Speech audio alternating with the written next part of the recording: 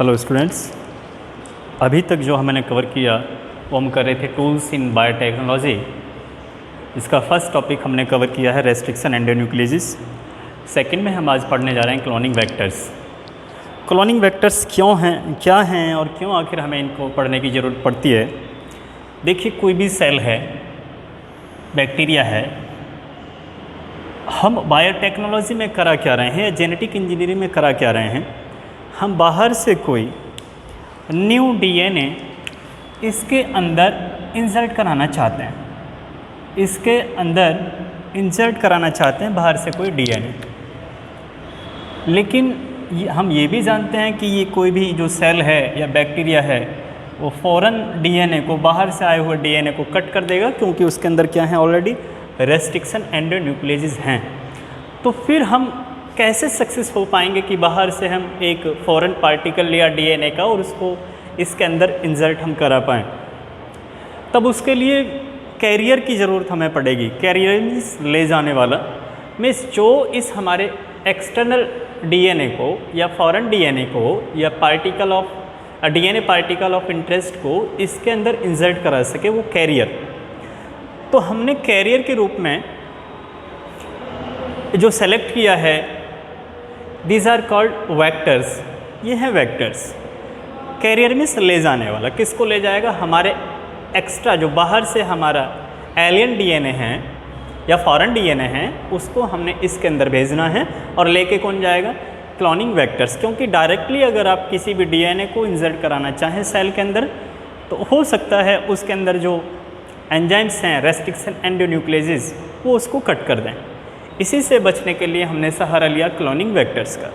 अब cloning vectors हमें कौन कौन से पढ़ने? कॉमनली यूज्ड क्लोनिंग वेक्टर्स, इसमें सबसे ज़्यादा नाम आता है प्लाज्मिड का, फिर बैक्टीरियोफेज का। बैक्टीरियोफेज के बारे में शायद आप जानते होंगे। These are the type of viruses which feed on bacteria. इसके अलावा है PUC means plasmid created in University of Columbia. Once again, plasmid created in University of Columbia. So this plasmid is known as PUC. Next one is YAC. Full form of YAC is yeast artificial chromosome.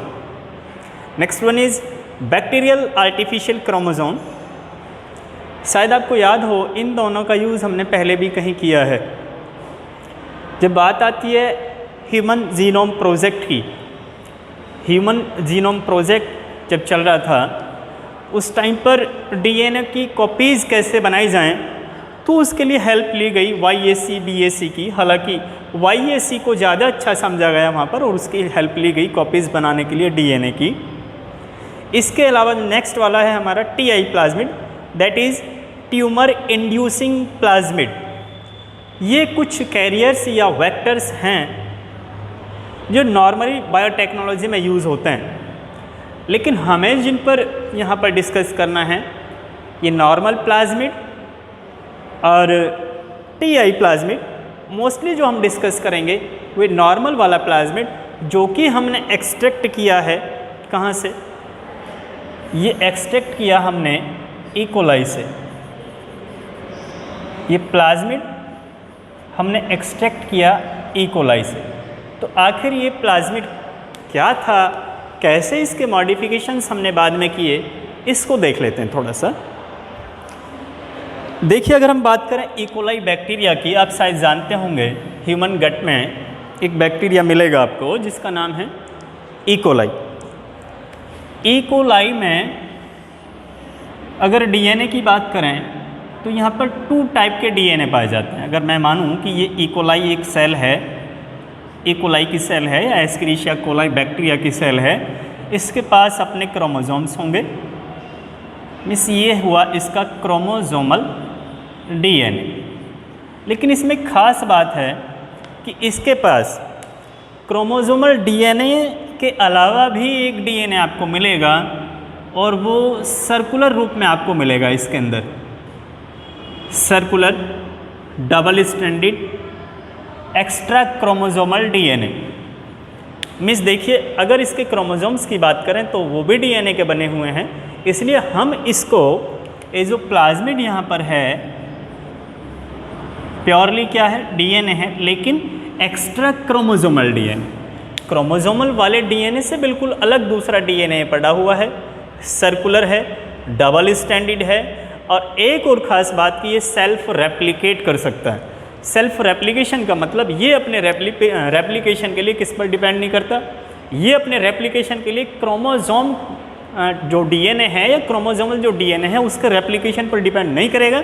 That's why this plasmid is known as self replicating double standard extra chromosomal DNA. Self replicating extra chromosomal DNA.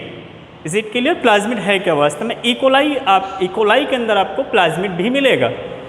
ये वाला DNA तो है ही chromosomal DNA, इसके अलावा भी एक DNA आपको मिलेगा जिसका स्ट्रक्चर, जिसका शेप कैसा है, सर्कुलर है, डबल स्टैंडर्ड है, ये सेल्फ रेप्लिकेटिंग है, इसलिए इसको नॉर्मली बोलते हैं self replicating double standard extra chromosomal DNA. Is it clear? Plasmid क्या है? अब इसको हमने यहाँ से बाहर निकाला, अब इसके साथ हमने जो भी कुछ मॉडिफिकेशन करना है वो करेंगे। तो जो हमारा फर्स्ट स्टेप है यहाँ पर प्लाज्मिड, प्लाज्मिड हमने कहाँ से लिया, यहाँ पर इकोलाई सेल के अंदर से प्लाज्मिड को एक्सट्रैक्ट किया है। वो अभी हम फर्दर जो वीडियो बनाएंगे तो उसमें देखेंगे किस तरीके से प्लाज्मिड को हमने निकाला होगा इकोलाई के अंदर से। अभी हम प्लाज्मिड के बारे में देखेंगे, इसके कैसे फिर मॉडिफिकेशन किए, इसका यूज़ कैसे किया हमने आखिर एज ए कैरियर। प्लाज्मिड को मॉडिफाइड किया गया है, ये देखिए एक मैंने यहाँ पर प्लाज्मिड का मॉडिफिकेशन बनाया है जिसका नाम है PBr322। इसका मतलब है P for plasmid, B and R represent two scientists, B for Bolivier, R for Rodriguez। ये जो दो साइंटिस्ट हैं बॉलिवियर एंड रॉड्रिगेज, इन दोनों ने मिलकर इसको आर्टिफिशियली क्रिएट किया है। लेकिन बेसिक जो बेस है इसका वो क्या है, प्लाज्मिड। किसका प्लाज्मिड? इकोलाई का प्लाज्मिड इन्होंने लिया और उसको मॉडिफाइड किया, उसमें बहुत सारी साइट्स इन्होंने क्रिएट की, और ये जो अब न्यू वाला एक हमारे पास प्लाज्मिड आया दैट इज़ आर्टिफिशियल प्लाज्मिड, लेकिन उसका बेस वहीं से इकोलाई के प्लाज्मिड से, इकोलाई का प्लाज्मिड इन्होंने उठाया, उसको मॉडिफाई किया, तब इन्होंने नाम दिया PBr322। P for plasmid, B for Bolivar, R for Rodriguez. तो plasmid created by Bolivar and Rodriguez is known as PBr322। Is it clear?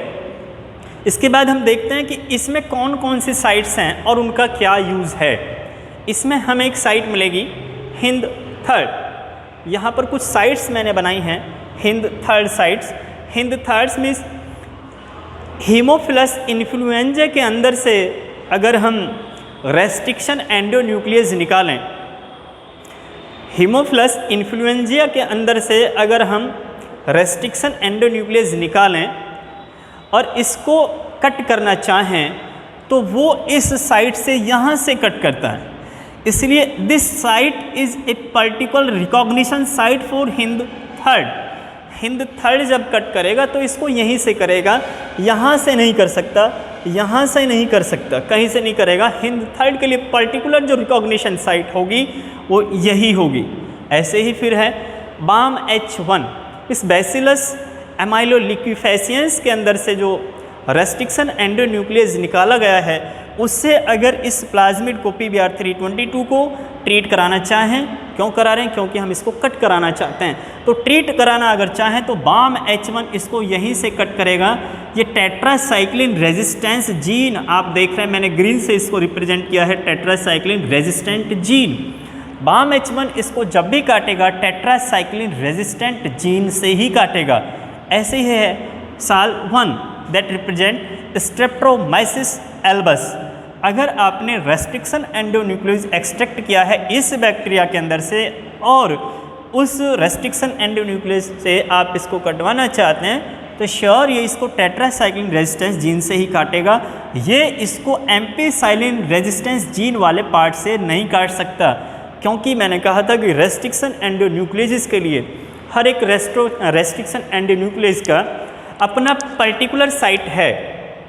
इसी तरीके से ये दूसरे रेस्ट्रिक्शन एंडोन्यूक्लियस के लिए पर्टिकुलर साइट्स यहाँ पर लिखे हुए हैं। EcoR1 मीन्स एस्केरिसिया कोलाई के अंदर से अगर आपने क्या लिया है, रेस्ट्रिक्शन एंडोन्यूक्लियस लिया है, तो वो इसको यहाँ से काटेगा, वो एम्पीसाइलिन रेजिस्टेंट वाले पार्ट से नहीं काट सकता। क्लियर? ध्यान रखें, जब हमने ये ओरिजिनल प्लाज्मिड यहाँ से निकाला था इकोलाई के अंदर से, इस प्लाज्मिड के अंदर वो प्लाज्मिड जो कि हमने कहाँ से निकाला, इकोलाई के अंदर से निकाला। इकोलाई के अंदर से जो प्योर वाला प्लाज्मिड है उसके पास कोई भी एंटीबायोटिक रेजिस्टेंस जीन नहीं है, उसके पास कोई भी एंटीबायोटिक रेजिस्टेंस जीन नहीं है। लेकिन अगर यहाँ पर गौर करें PBr322 में, तो आपको 2 एंटीबायोटिक रेजिस्टेंस जीन नज़र आएंगे। ये आर्टिफिशियली इन्होंने यहाँ पर मॉडिफाई इसको किया है, एम्पीसाइलिन रेजिस्टेंस जीन और second one is tetracycline resistance gene. दोनों रेजिस्टेंस जीन इनके पास हैं PBr322 के पास। तो प्लाज्मिड जो नॉर्मल प्लाज्मिड है, ओरिजिनल प्लाज्मिड है इकोलाई का, उसके साथ मॉडिफिकेशन करके यहाँ पर 2 एंटीबायोटिक रेजिस्टेंस जीन भी लगाए गए हैं। अब बात करते हैं कि एक अच्छे क्लोनिंग वेक्टर की क्या क्या प्रॉपर्टीज़ होनी चाहिए, क्या उसके अंदर खास बात होनी चाहिए। Properties of good vectors, first है ऑराई रीजन इसके पास हो। है इसके पास ori region? Yes, there is ori region. Ori region जो है ये वो रीजन है जहाँ से रेप्लिकेशन की शुरुआत होती है। आप यूकैरियोटिक डीएनए की अगर बात करें, यूकैरियोटिक डीएनए में बहुत सारे आपने देखे होंगे ऑराई रीजन हैं। ऑराई रीजन यूकैरियोटिक डीएनए पर वो रीजन होते हैं जहाँ से रेप्लिकेशन की शुरुआत हो सकती है। तो इस पर भी अगर ये हमने कहा ऑलरेडी कि this circular stand is self replicating, इसका मतलब इसके पास खुद का ऑराई रीजन होगा, इस ओरिजिन ऑफ रेप्लिकेशन रीजन होगा ही, है इसके पास ऑराई रीजन। सेकंड प्रॉपर्टी, इसके पास सेलेक्टेबल मार्कर्स होने चाहिए। जी हाँ, हमने PBr322 में एज सेलेक्टेबल मार्कर जो देखा है वो यहाँ पर एंटीबायोटिक रेजिस्टेंस जीन है, एंटीबायोटिक रेजिस्टेंस जीन, और 2 हैं, कौन से? Tetracycline resistance, ampicillin resistance.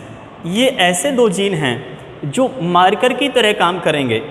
ये हमें ये हेल्प करेंगे कि कौन सा बैक्टीरिया ट्रांसफॉर्मेंट बन चुका है, कौन सा बैक्टीरिया ट्रांसफॉर्मेंट अभी नहीं बना है। वो अगले जो हम कवर करेंगे वीडियो, उसमें हम आपको बताएंगे कि किस तरीके से ट्रांसफॉर्मेंट्स और नॉन ट्रांसफॉर्मेंट को सेपरेट करते हैं by using these antibiotic resistance gene. There are 2 antibiotic resistance gene, ampicillin and tetracycline. Third property कि इसके पास क्लोनिंग साइट्स होनी चाहिए। यस, हैं इसके पास, ये सारी साइट्स इसके पास क्लोनिंग साइट्स हैं। मतलब जहाँ पर आप बाहर वाला डीएनए कोई भी ला करके लगा सकें इसमें। माना कि ये आपके पास PBr322 है, इसमें आप बाहर से कोई क्या लाना चाहते हैं, डीएनए ऐड कराना चाहते हैं। अगर मैं इसको EcoR1 से कटवा दूँ, EcoR1 molecular scissor restriction endonuclease, वो इसको यहाँ से काटेगा। कहाँ से? इस रीजन, इस पर्टिकुलर रीजन से काटेगा।